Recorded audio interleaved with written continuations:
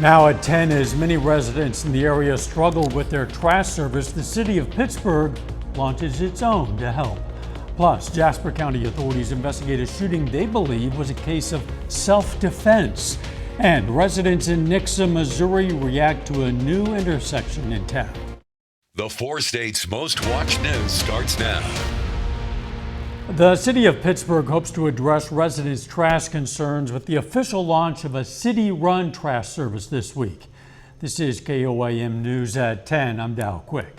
The new service comes after many residents have reported issues with other companies like Cards Recycling and Waste Management, frequently not picking up trash while still charging customers.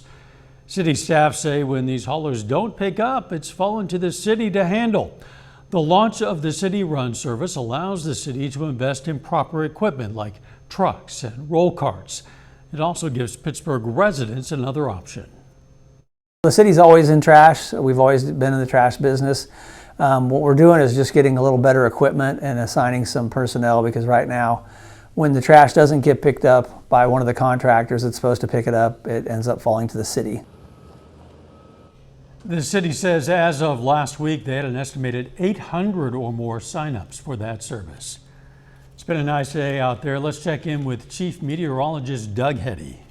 Well, it definitely turned out to be a fantastic Labor Day for us today. Temperatures great, cooler than what we saw yesterday, and below our average high. 84 is where we topped out. 87 is our average high. Look at the record, 105 set back in 2000. Now, we do have some mid and upper level clouds.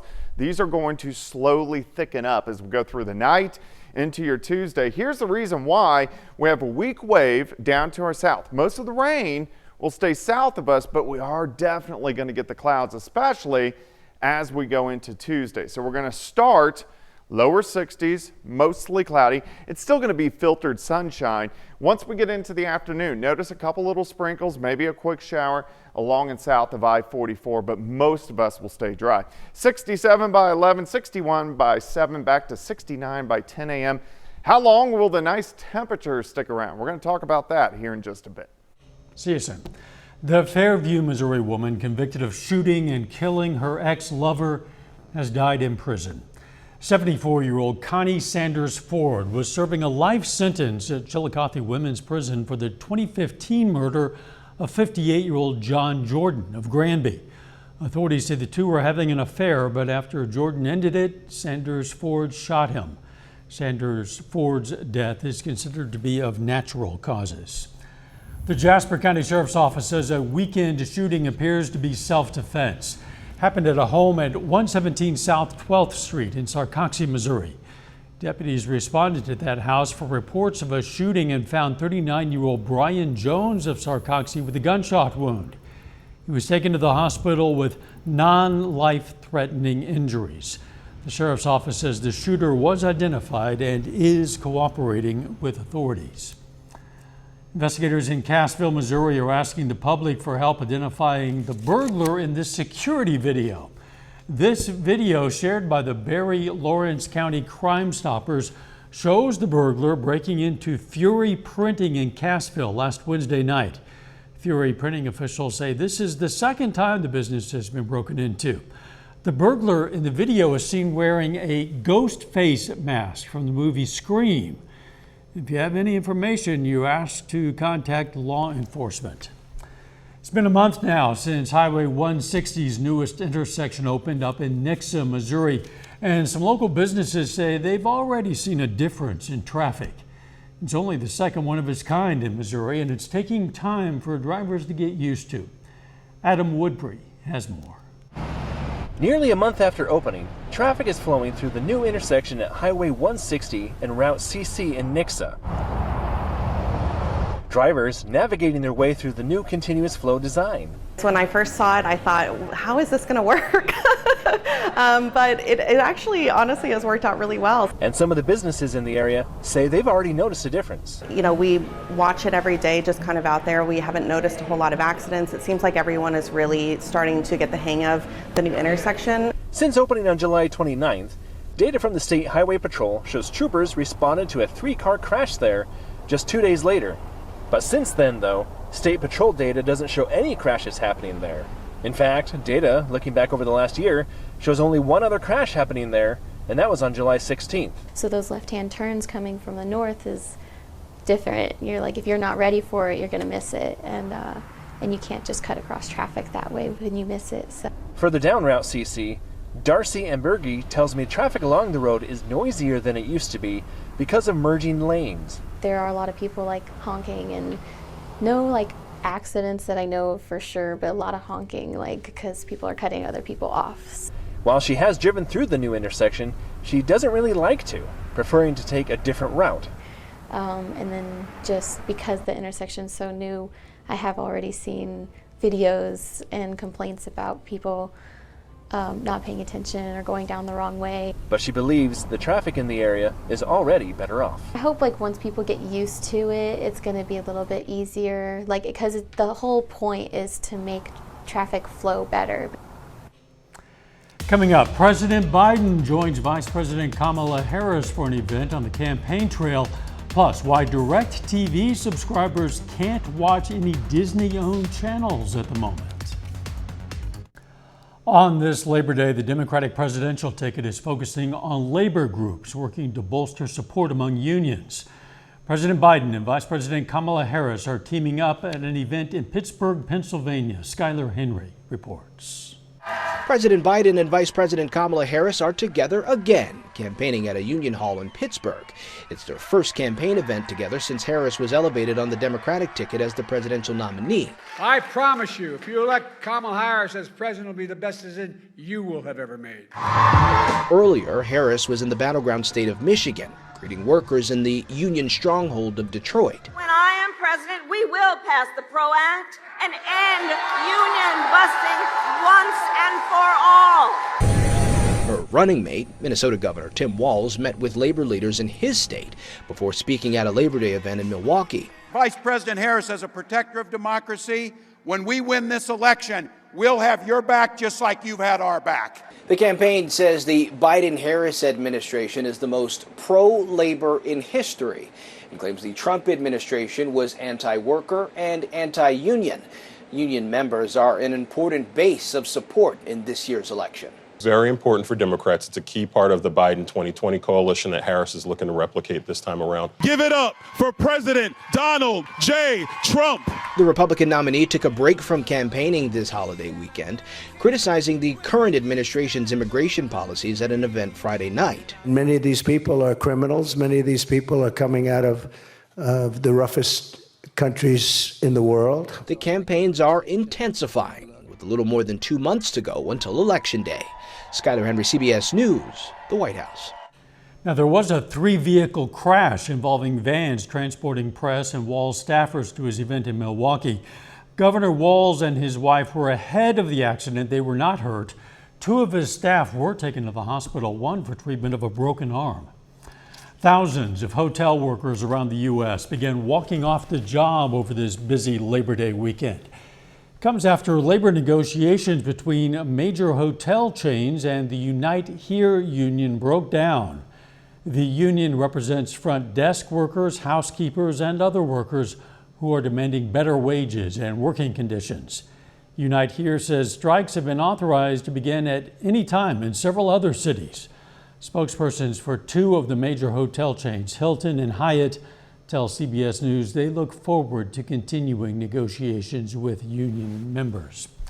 If you're a DirecTV subscriber and you were hoping to tune in to ESPN or watch ABC on a Disney-owned TV station, well, you're out of luck. Disney is in a dispute with DirecTV over a new distribution deal that's left millions of people in the dark. Disney cut off access to subscribers ahead of last night's big college game on the network between the USC Trojans and the LSU Tigers. Both sides pointed the finger at each other for a breakdown in talks. It's unclear how long that dispute will last. The Mega Millions lottery jackpot has climbed to an estimated $681 million. Take a breath. The cash option, that's a mere $336.1 million. Still, honestly, it's not too bad. The jackpot swelled after no ticket matched all 6 numbers in Friday night's drawing. The next drawing is tomorrow. Could be you if you are the big winner. It would be the 7th largest jackpot in games history. It'll be that big even if you're not the winner. Doug is next with a complete look at your forecast, and a little bit later, the surprising reaction a museum and Israel had after a little boy broke a 3,500-year-old artifact.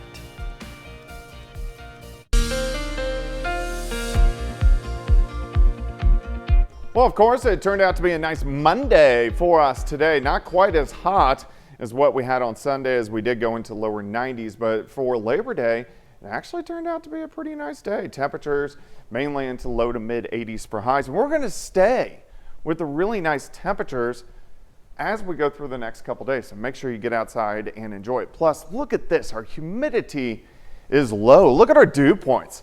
Upper 40s to mid 50s. So what that means for you, the way it actually feels outside, it puts us kind of in that refreshing upwards to pleasant category, and we'll take that. It's not sticky, muggy, soupy outside, so we're going to see the really nice conditions sticking around. 11 p.m., 67, 61 by 7, back near 70 by 10 a.m. We are going to have a lot of clouds. We have mid and upper level clouds starting to increase across the region. These are going to thicken up as we go through the overnight hours tonight. You can see they're thicker down through Oklahoma as we have this weak wave in parts of Texas. Most of the rain is going to stay to our south. We may get a shower or two, which tries to get in here Tuesday afternoon, but most of you are going to stay dry. Better chances for rain as this system kicks out, but this won't affect us till late Thursday and then into Friday. Let me walk you through time. Temperatures stay great over the next several days. A lot of clouds, mid and upper level clouds, but still the sun's going to be filtering through during the daytime hours. But starting near 60 by the noon hour, upper 70s. Once we get into the afternoon, I think most of us 82, 83, maybe 84 degrees. Notice along and south of I-44, a few sprinkles trying to pop up, maybe a random shower here 7:30 p.m. Still a couple showers, southern counties, Grand Lake, over to Table Rock Lake, through the night, and then into Wednesday morning. But once we get to Wednesday afternoon, sunshine returns, right back into the mid 80s for highs. Day planner for you Tuesday, 61 in the morning, 77 by noon. High temp, very comfortable, very similar to what we saw today. Let's go through the rest of the week. By Thursday, some spotty little thunderstorms starting to pop up late in the day. Better chances rolling in Thursday night. We've got to watch that as well. Arrowhead, of course, the Chiefs kick off on Thursday evening, but scattered thunderstorms start to work in by the time we head into Thursday night, lasting into Friday morning, and then clearing out once we get into Friday afternoon. So temperatures all week long look fantastic, even into Saturday. Look at this, high temps 80 to about 82 degrees. And plenty of sunshine. How long will this stick around? Well, it's always going to change. Here's the reason why. Upper level flow out of Canada gives us those cooler, more refreshing temperatures. But once we get into early next week, high pressure starts to head back in, and as it does so, of course, the heat will start to return. 80s all this week. We are going to have some rain chances late Thursday into Friday, but then it starts to heat back up next week, which is week 2 of September and week 3 before we go back down the 4th week of September. So make sure you enjoy the fantastic temperatures this week. 84 tomorrow, 87 on Wednesday, upper 80s Thursday and Friday, and then 82s over the weekend. Dow? Doug, thanks. That forecast looks great, but when severe weather strikes, you are going to want to stay informed, and you can do that by scanning this QR code. You can do it right now. It'll take you to the KOAM News Now YouTube page, where our weather team will live stream during severe weather events to give you updated information. And while you're there, be sure to subscribe and ring the bell for notifications. It's the first rule of any museum: look, but don't touch. Well, a 4-year-old boy tried that, apparently, maybe, I guess, but apparently his curiosity got the best of him and he accidentally smashed a rare ancient artifact. Curators at the museum in Israel had a surprising reaction. They invited him back for another visit. Tina Kraus has that story. Anna Geller has a good grip on her 4-year-old son's hand as they return to the same museum in Israel they visited just days ago. Ariel looks curious but careful. After all, last time didn't go so well. It's my fault. I should have given him a hand, but it was just a distraction of a second. That second led to the destruction of a 3,500-year-old jar from the Bronze Age, one of the only containers of its size discovered completely intact. And the next thing I know, it's a very big boom. Ever since that boom, restoration expert Roee Shafir has been trying to piece the treasure back together while keeping a surprising sense of humor. The child wasn't supposed to be in the excavation and touch the vessels, but they touch and they break it. I can cure it, it's okay. The museum's director calls it a teachable moment. I wanted to make some closure. She invited Ariel and his entire family back to show how workers are using 3D technology to restore the rare jar. And Ariel tried a repair of his own. Although museum staff chose a cheap jar they didn't mind breaking. A not so painful lesson that when something falls apart, the right attitude can fix it. Tina Kraus, CBS News, London. That 3,500-year-old jar was one of many artifacts on display out in the open, allowing visitors to explore history without glass barriers. No word yet if they'll be rethinking that policy now. Coming up in sports, Missouri Southern football speaks out ahead of this year's Miners Bowl against Pitt State, plus preview of this year's Joplin Eagles softball team. Brock Baldridge has those details and more.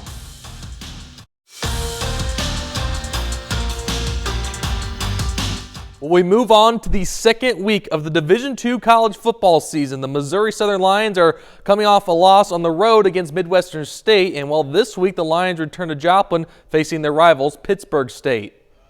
The Lions opened up the season on the road, losing to non-conference opponent Midwestern State.